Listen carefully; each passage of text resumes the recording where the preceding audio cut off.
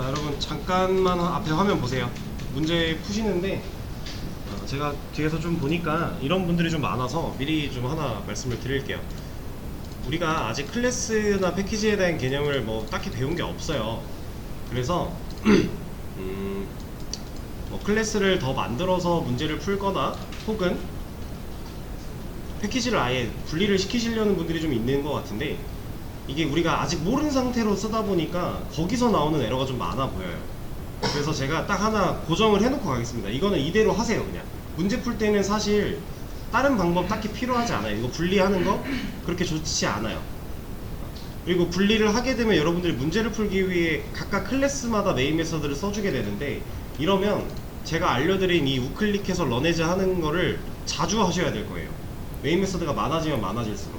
그러니까 지금 딱 정해드릴 테니까 이대로 하세요. 할 거면, 분리를 하고 싶으신다면.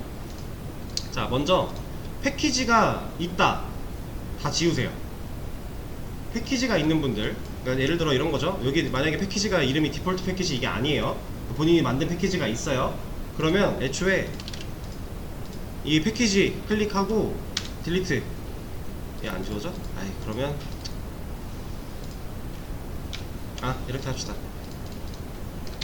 이게 지금 디폴트로 안 지워지는 건데, 패키지가 있는 분들은 아마 이런 식으로 되어 있을 겁니다. 이거는 따라하지 마시고요.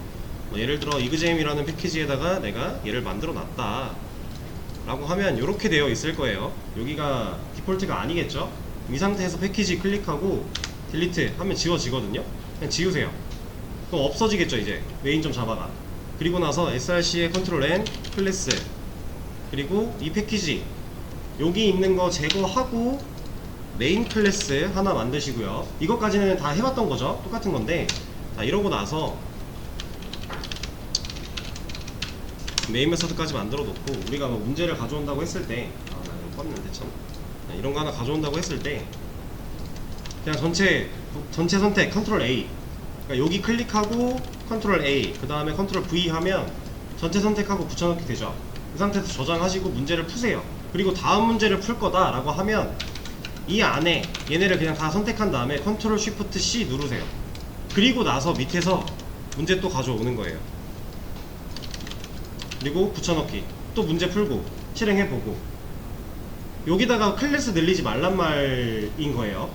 그러니까 왜냐면 여러분들이 알고 쓰시면은 사실 클래스를 나눠도 패키지를 나눠도 전혀 상관이 없는데, 지금 이거에 대한 구조를 잘 모르시잖아요. 이 상태에서는 나눠 놓으면 이것 때문에 에러가 나서 문제를 못 풀어요.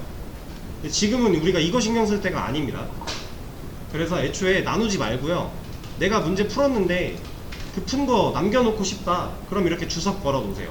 근데 지금 이게 만약에 주석이 안 걸리면요, 애초에 여기서 뭐라 해요. 그렇다고 이 이름을 바꿔야지 이러면 또 다른 문제가 생겨버립니다. 그러니까 이렇게 하지 마시고, 문제를 뭐 하나 풀었는데 그 다음 문제 또 여기서 풀고 저 기록을 남겨놓고 싶다 지금 현재.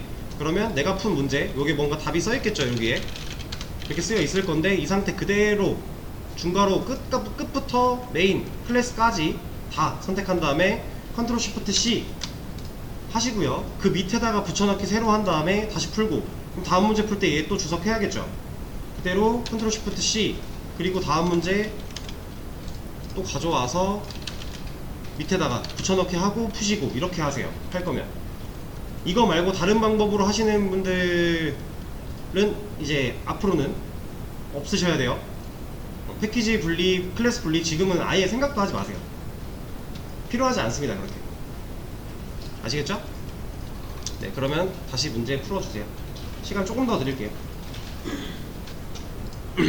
자, 첫 번째 문제부터 한번 볼게요. 1부터 5까지 출력하래요. 너무 쉽죠? 우리 뭐 하면 돼요? 그냥 출력문 5줄 쓰면 되지 않을까요?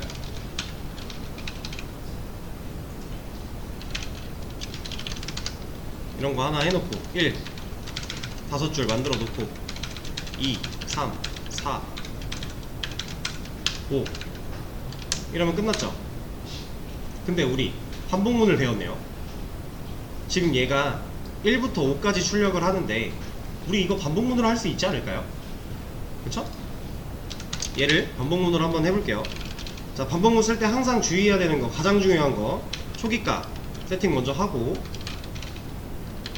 그 다음에 while 써주고, 이 종료 조건 넣어줘야겠죠? i가 1부터 시작을 할 건데, 우리 1부터 몇 가지 출력해야 돼요? 5까지죠. 그럼 일단 1, 2, 3, 4, 5 몇 번이에요? 5번이죠. 그럼 우리가 반복문을 5번 반복하는 반복문을 일단 만들어 놔야겠죠?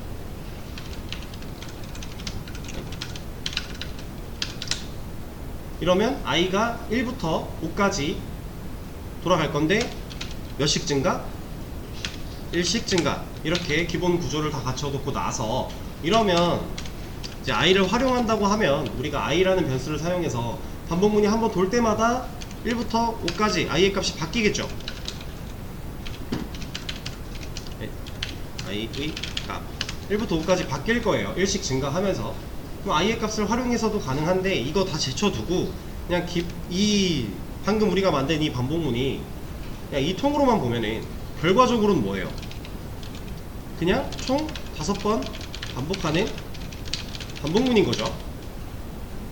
그쵸? 이 안에서 우리가 이 i라는 값을 사용을 한다면 이게 가능한 거고, 사용하지 않는다면 그냥 이거예요. 이거는 우리가 상황에 따라 필요하면 쓰면 되고 안 필요하면 안 쓰면 되고, 저번 시간에 말씀드렸죠. 자, 그럼 이걸 이 안에서 해야 될 일, 그때그때마다 변하고 있는 i의 값을 출력하겠다라고 한다면 결과가 똑같이 나오겠죠. 지금 이런 거를 구분을 좀 지어서 보여드리자면,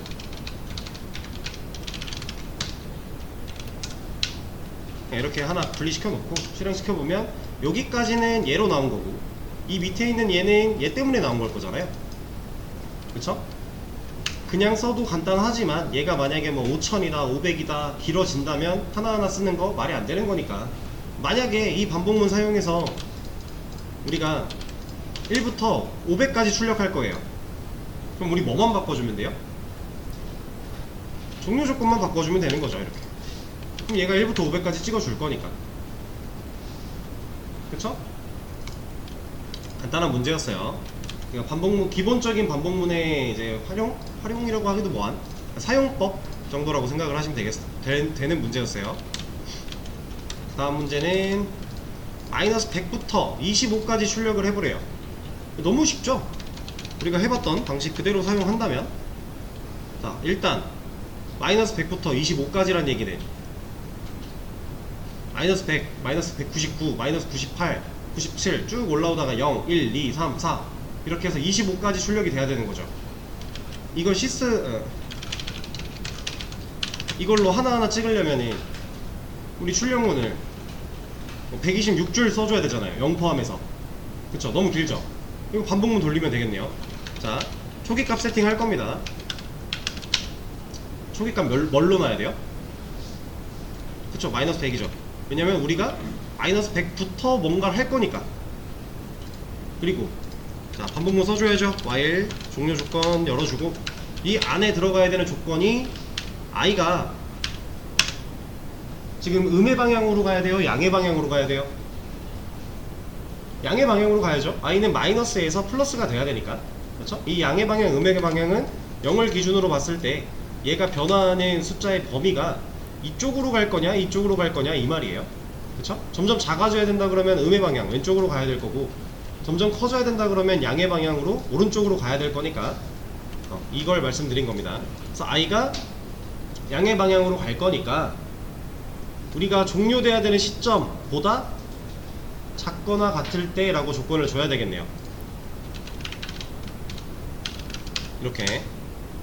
그리고 i는 양의 방향 1씩 증가돼야 될 거고요.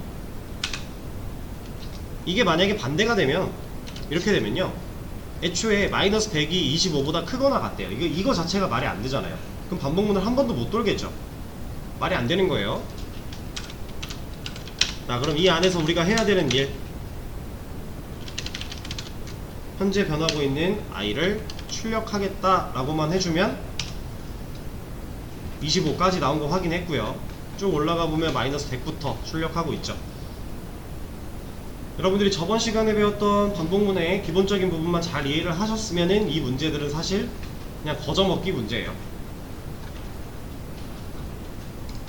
여기까지 일단 이해되실까요? 자, 그럼 다음 문제.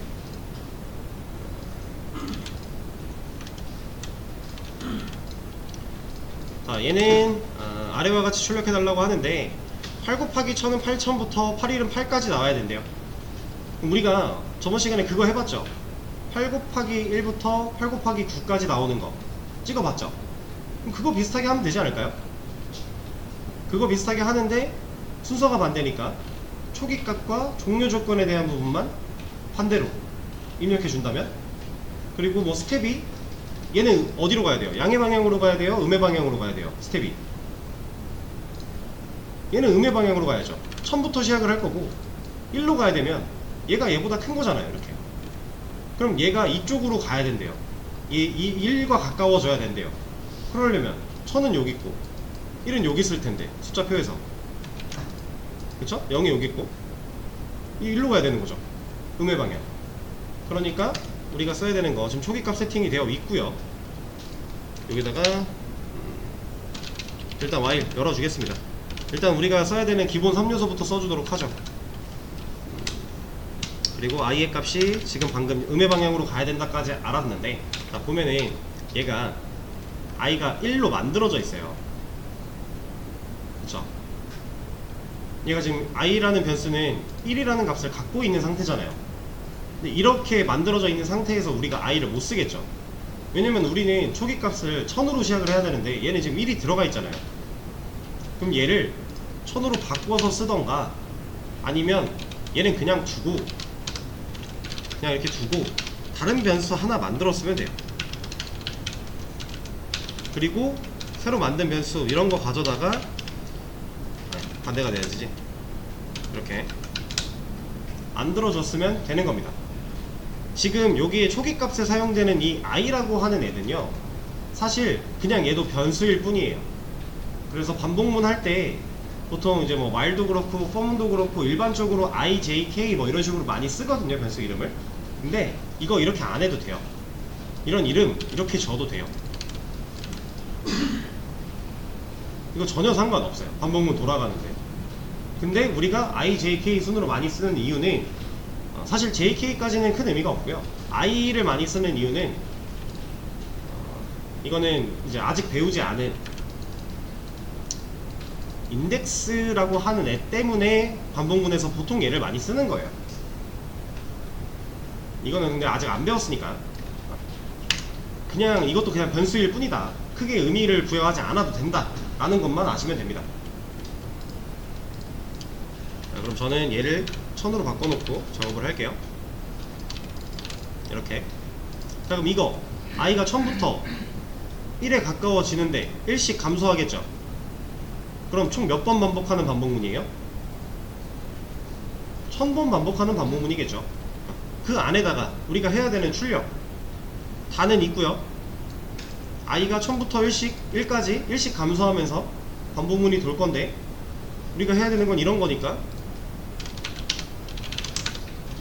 배웠던 대로 써보자면 일단 단 곱하기 i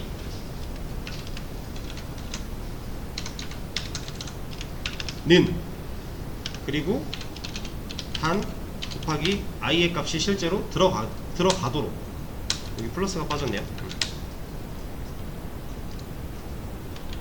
이러면 단은 8이라는 값을 갖고 있는 변수고, 그럼 8이겠죠?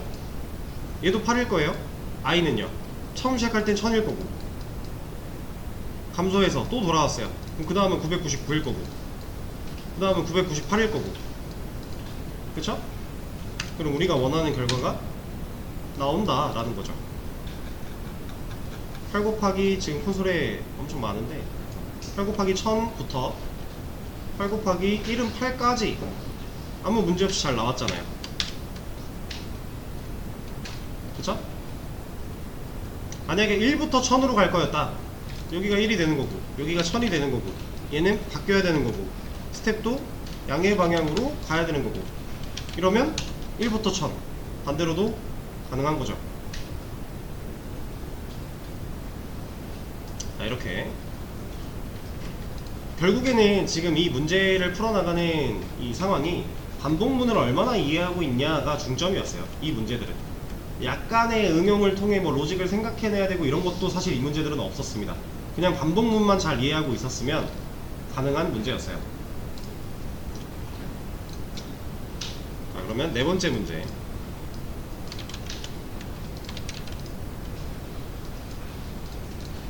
자, 아래와 같이 출력을 해달래요. 단을 부터 마이너스 500까지 그냥 8단인데 이 8단을 1000부터 그러니까 8 곱하기 1000이었으니까 8000부터 8 곱하기 마이너스 500까지 결과가 나오면 되죠.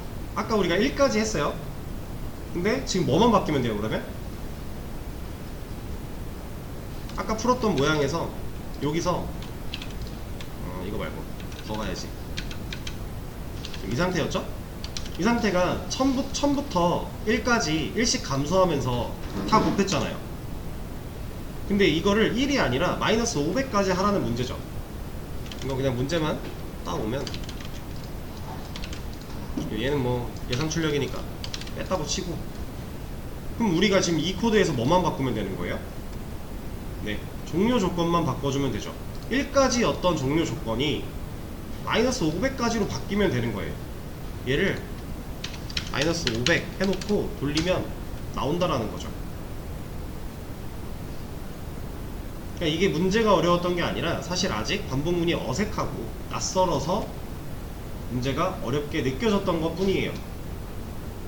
이 반복문에 대한 개념을 어느 정도 잘 이해를 하고 계신다면 이 문제들은 별 무리 없이 해결을 하셨을 겁니다. 간단한 문제였어요, 사실. 되게 간단하고. 자, 그러면 이제 정답을 일단 열어 드릴 거고요. 다음 문제를 열 건데,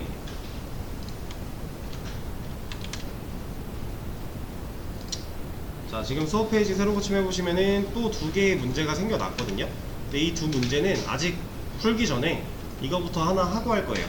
문제가 있다라는 걸 일단 말씀을 드린 거고, 자, 뭐 할 거냐면요. 자, 우리가 반복문의 종류가 몇 개 있다 그랬죠? 뭐 디테일하게 나누면 3개인 거고, 그죠?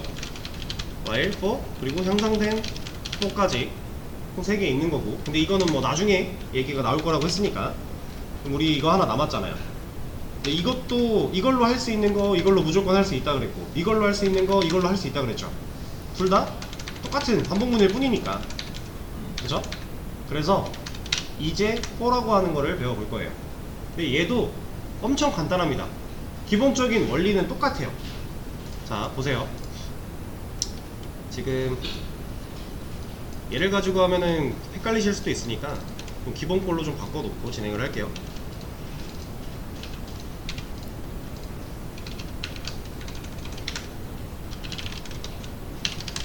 자, 이 반복문 지금 뭐 하는 반복문이에요? 네, 1에서부터 5까지 출력해 주겠죠. 그리고 총 5번 반복되는 반복문일 거고요. 그쵸? 이거 가지고 할 거예요. 가장 기본적인 모양이니까. 자, 여기서 저는 이 y를 이제 for문 쓴다고 했죠? 그럼 얘를 for로 바꿔줘야겠죠. 일단 for로 바꿀 거고요. 자, 이건 따라치지 마시고 화면 보세요. 초기 값을 그대로 잘라내게 할 겁니다. 그리고 종료 조건 앞에다가 붙여넣기 할 거고요.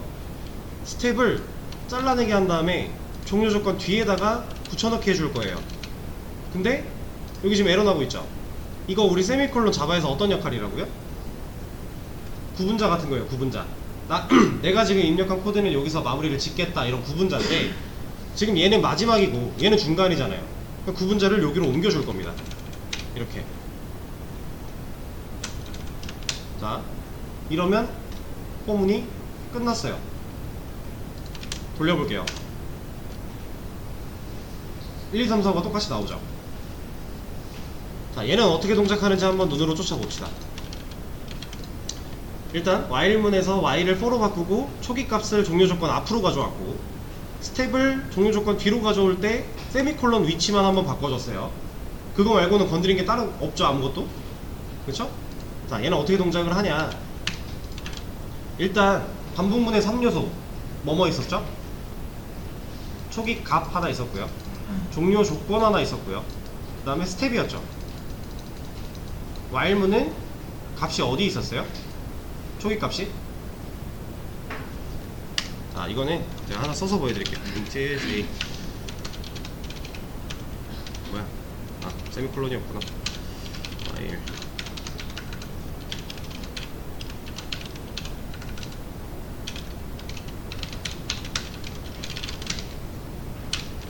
자, 지금 이거 두 개 돌리면 결국 똑같은 일 하는 거잖아요.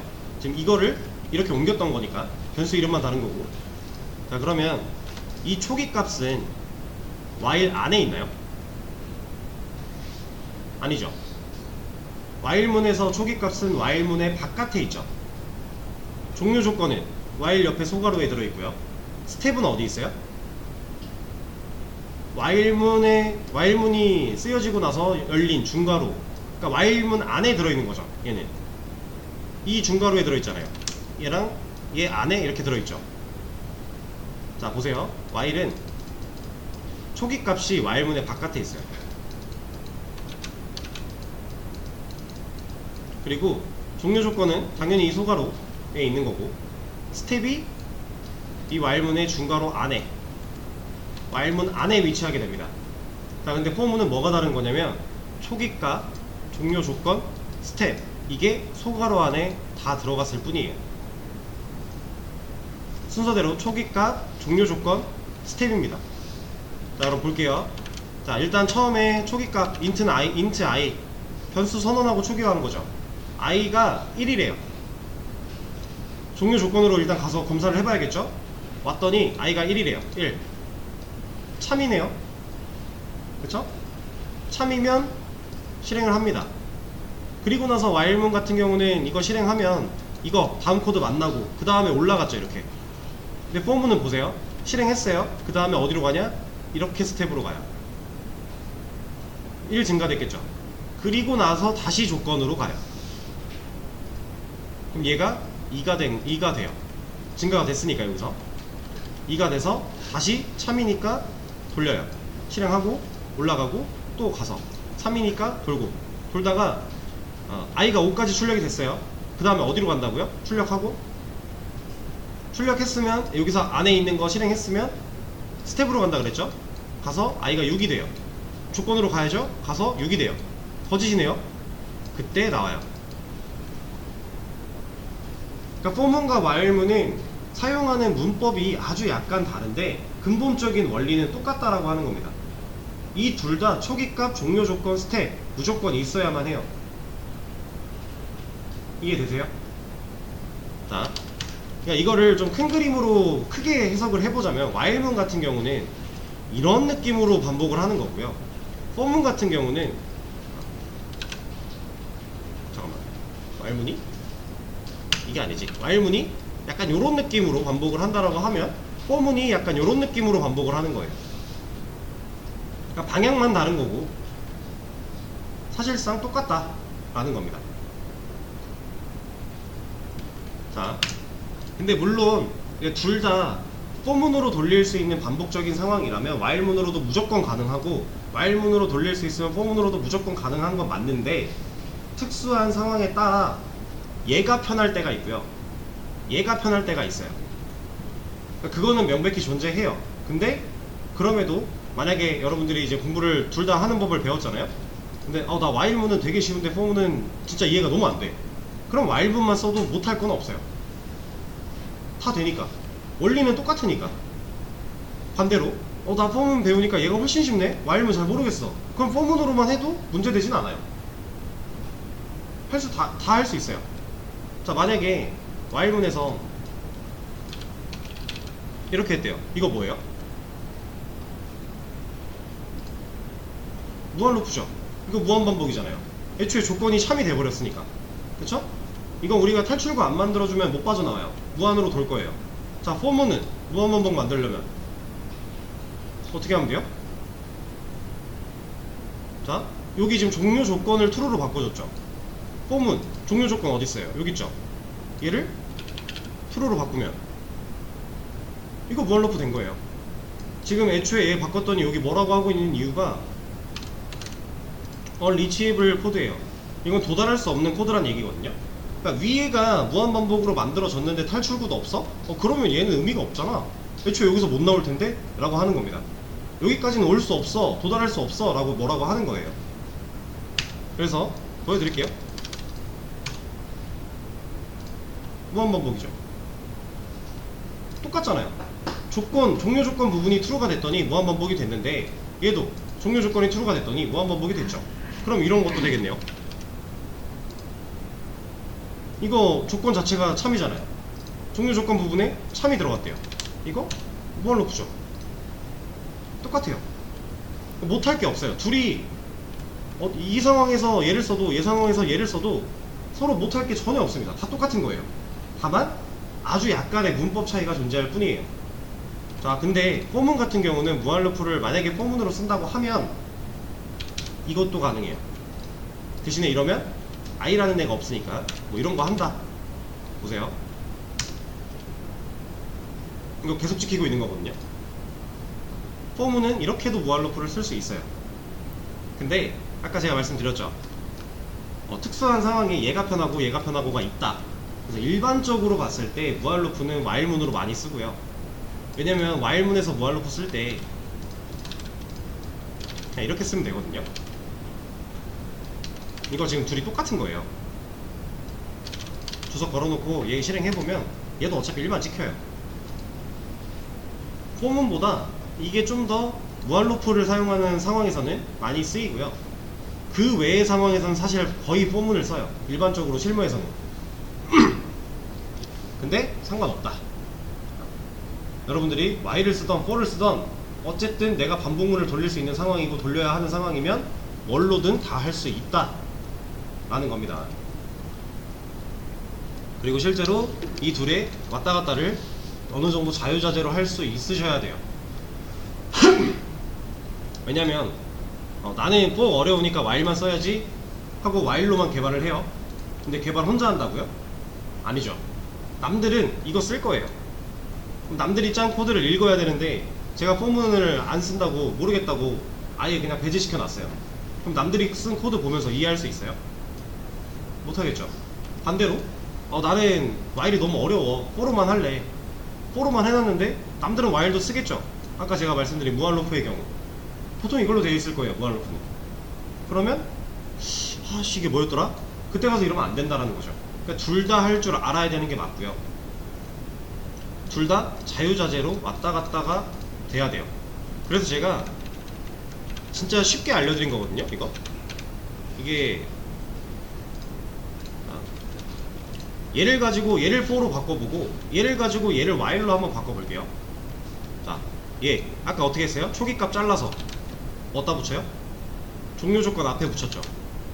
이거 먼저 안 했네요. 이거 먼저 for로 바꿔주고 초기값 잘라서 종료 조건 앞에 붙이고 스텝 잘라서 종료 조건 뒤에 붙이는데 세미콜론 위치만 한 칸 이동시켜주고 그럼 for로 바꾸는 거 끝났고 얘 while로 바꿔볼게요. while로 바꿔 써주고 초기값 잘라서 밖에다 꺼내주고 종료 조건 잘라서 스텝 잘라서 이 안에 넣어주고 대신에 여긴 세미콜론 추가 여긴 빼고 이러면 끝난 거예요.